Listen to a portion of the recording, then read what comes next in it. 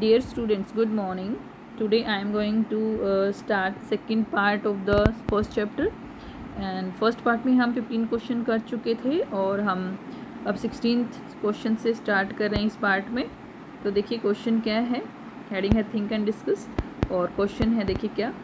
Sushila covered her nose when she clean Deepak's nappy. कि जो सुशीला अपना नाक कवर करती है जब वो दीपक की नैपी साफ़ करती है. But not when she cleaned her daughter. लेकिन जब अपनी बेटी की साफ़ करती है तब नहीं. Why do you think she did this. आप ऐसा क्यों सोचते कि वो ऐसा क्यों करती है.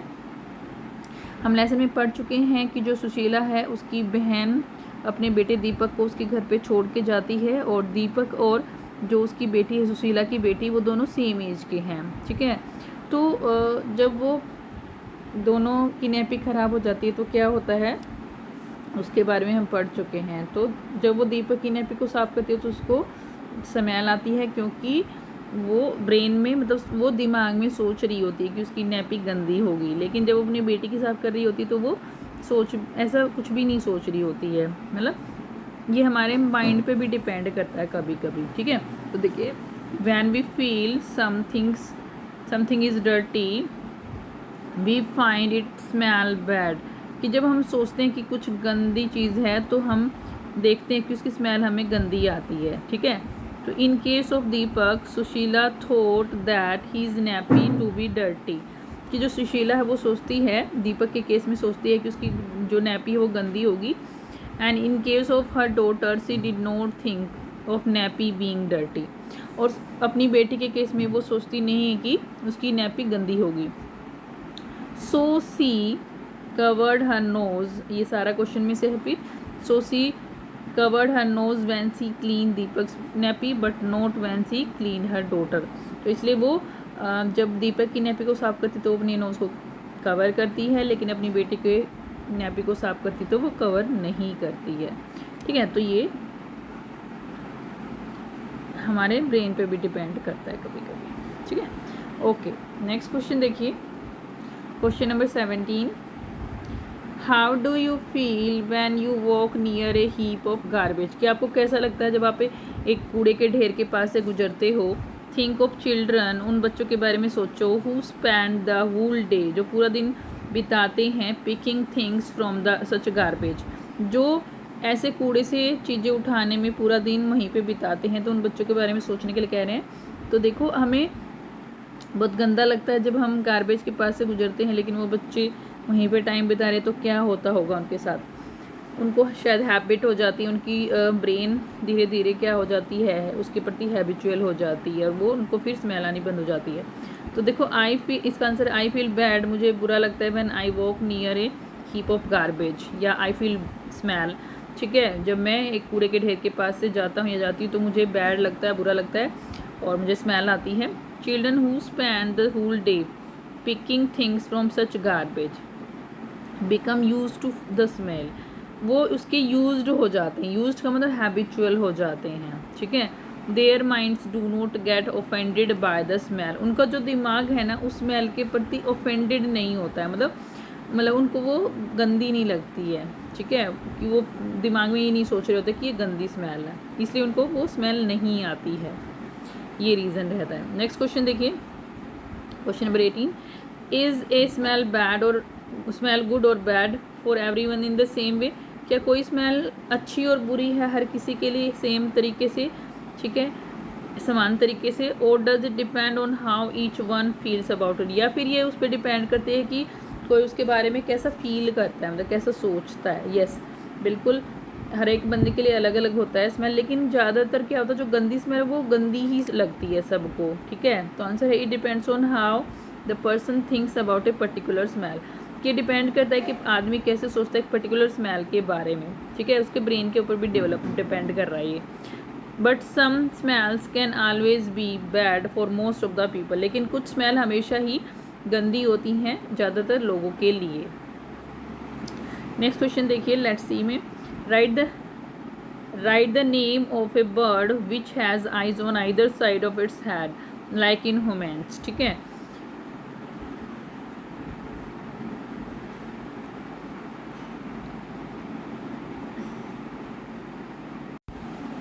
ओके, नेक्स्ट क्वेश्चन ये था, ये थोड़ा गलत था तो मैंने ठीक कर दिया। राइट द नेम, ओके एक सेकेंड,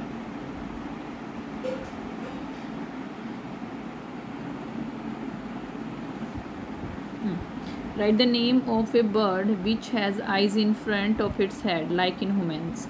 ठीक है, कि जो हेड का फ्रंट होता है जैसे हमारी आइज़ होती हैं उसी तरह आइज़ होती हैं किस कौन से बर्ड में, तो वो है आउल, आंसर है उसका। ठीक है, उसके बाद देखिए नेक्स्ट क्वेश्चन,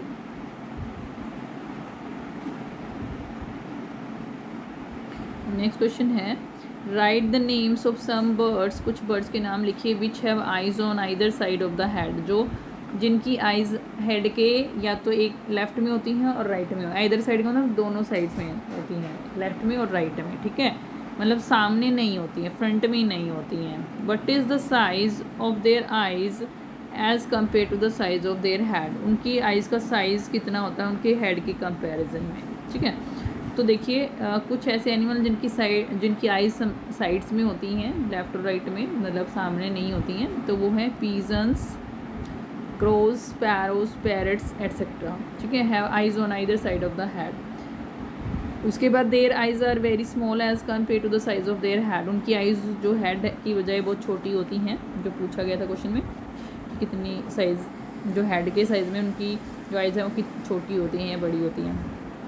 देखिए नेक्स्ट क्वेश्चन क्या है 21, what is the difference on looking with one eye और बोथ आइज़। क्या डिफरेंस होगा अगर आप एक आँख से देखते हैं या फिर दोनों आँखों से देखते हैं। तो हम एक आँख से पूरा व्यू नहीं देख पाते हैं। अगर मान लो कोई हम लेफ़्ट आँख को बंद कर देते हैं और लेफ़्ट में कोई चीज़ है तो हम लेफ़्ट वाली साइड की चीज़ को देख नहीं पाएंगे, और अगर राइट आई को बंद करके राइट साइड में देखते हैं कोई चीज़ राइट साइड में है तो हम उसको नहीं देख पाएंगे। ठीक है, तो हम ज़्यादा चीज़ें देख पाते दोनों आइज़ की हेल्प से, बेटर वे में देख पाते हैं। तो देखिए I can see a wider area with both eyes as compare to with one eye, कि एक हम ज़्यादा एरिया, वाइडर एरिया मतलब चौड़ा एरिया, ठीक है, ज़्यादा स्पेस में हम देख पाएंगे, ज़्यादा एरिया को हम देख पाएंगे as compare to with one eye, एक आई मतलब दोनों आँखों से हम ज़्यादा एरिया देख पाएंगे एक आँख की बजाय। आई can C better with my both eyes open, कि मैं चीज़ों को अच्छे से देख पाता हूँ जब मैं अपनी दोनों आइज़ मतलब अपनी दोनों आइज़ ओपन हो जब। ठीक है, तो ये क्वेश्चन था। नेक्स्ट क्वेश्चन देखिए 22, कैन यू टेल, टेल आएगा बच्चों, डबल एल आएगा यहाँ पे, ध्यान रखना, TE डबल एल आएगा, गलती से लिखा गया है। ओके, यहाँ पे लिखा भी नहीं जा रहा है, टेल आएगा, TEL, टेल, डबल एल आएगा यहाँ पे इस एरिया में। From what distance can an eagle in the sky see a roti on the ground, कि कितनी डिस्टेंस से ईगल रोटी को ग्राउंड पे देख सकता है, तो लगभग 2 किलोमीटर से वो देख सकता है। An eagle can see a roti on the ground from distance about 2 kilometre, एक रैबिट को वो 4 किलोमीटर से देख सकता है। नेक्स्ट देखिए, tell the name of 10 animals whose ears can be seen, कुछ 10 एनिमल्स के नाम बताइए जिनके हमें कान दिखाई देते हैं। Dog, cow, cat, elephant, buffalo, rabbit, lion, zebra, giraffe, mouse और ह्यूमन बीइंग भी हो सकते हैं, मतलब हम लोग भी हो सकते हैं इसमें, क्योंकि हमारे कान भी दिखाई देते हैं। Tell the name of some animals whose ears are bigger than our ears, कुछ ऐसे एनिमल्स के नाम बताने जिनके कान हमारे कानों से बड़े हैं। ठीक है, तो कौन कौन हो सकते हैं वो, elephant, dog, buffalo, cow, rabbit etcetera have years bigger than hours, उनके कान हमारे कानों से बड़े होते हैं। ठीक है, नेक्स्ट क्वेश्चन है question number 25, can you understand the sounds of some animals, which animals, क्या कुछ एनिमल्स की साउंड आपको अंडरस्टैंड होती कि ये कौन सा एनिमल है, पता लगता है। ठीक है, कौन से एनिमल्स हैं वो। Yes, I can understand the sound of some animal, कि हाँ मुझे समझ में आती है कुछ एनिमल्स की साउंड्स। समझ में आने का मतलब ये नहीं है कि हम बता सकते हैं कि क्या बोल रहा है, समझ में आने का मतलब ये है कि हम डिफ्रेंशिएट कर सकते हैं कि कौन सा एनिमल बोल सकता है। I can easily recognise the sounds of horse, cow, buffalo, cat, dog etcetera, इनकी आवाज़ हमें पहचान में आती है कि डॉग बोल रहा है, कैट बोल रही है, हॉर्स बोल रहा है। ठीक है, डिफरेंट एनिमल्स की साउंड्स को हम पहचान सकते हैं।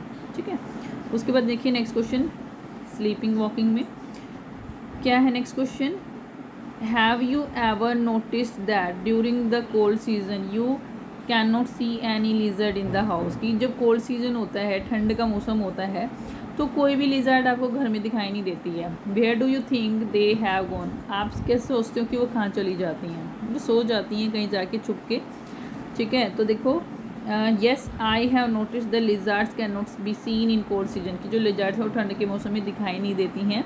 I think that they must be hiding somewhere to escape from the cold, मैं सोचती हूँ कि वो कहीं छुप जाती हैं, ठीक है। हाइडिंग का मतलब छुपी हुई होती हैं, समवेयर मतलब कहीं, to escape from the cold ठंड से बचने के लिए, ठीक है।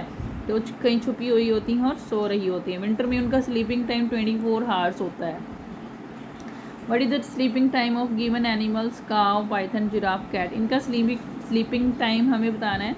काव 4 घंटे सोती है लगभग, python 18 hours, giraffe 2 hours, cat 12 hours, ठीक है। तो ये इनके स्लीपिंग टाइम हैं। और भी कुछ एनिमल्स के स्लीपिंग टाइम आप कर सकते हैं। इसके लिए एक आपको स्लीपिंग वो भी बनाना है, जो क्लॉक बनाना है, स्लीपिंग क्लॉक, ठीक है, वो आप कॉपी में बनाएंगे। नेक्स्ट क्वेश्चन देखिए,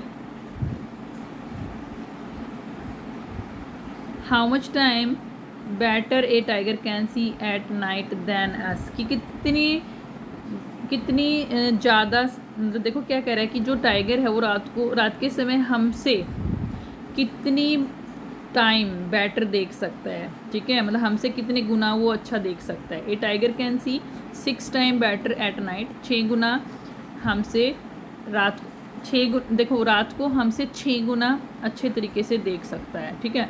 whiskers of tiger help a lot to find out prey how, जो विस्कर्स होते हैं टाइगर को वो हेल्प करते हैं उसके शिकार को पकड़ने में उसकी, ठीक है। शिकार मतलब प्रे, ठीक है। प्रे कौन होता है? जो शिकार होता है, मतलब जिसका शिकार करेगा, ये टाइगर या लायन, ठीक है। और प्रेडेटर कौन होते हैं? जैसे ये लायन, टाइगर, ये प्रेडेटर होते हैं, जो शिकारी होते हैं, ठीक है। ये शिकार करने वाले होते हैं जो, उनको हम प्रेडेटर बोलते हैं। और जो इनका शिकार बनता है वो प्रे होते हैं। तो विस्कर्स जो होती हैं टाइगर को, उसकी कैसे हेल्प करती हैं उसके प्रे को फाइंड आउट करने में, ठीक है, ये बताना है। The tiger's whiskers are very sensitive, उनकी जो विस्कर्स होती है बहुत सेंसिटिव होती हैं। And can sense the movements of vibration in the air, अलग अलग आएंगे ये, वो जो भी मूवमेंट और वाइब्रेशन होती हैं एयर में उसको वो पहचान लेती हैं, पता लगाती हैं। In this way whiskers of a tiger help a lot to find out prey, ठीक है। तो इस तरीके से उसके जो विस्कर्स हैं वो हेल्प करते हैं उसके प्रे को ढूंढने में।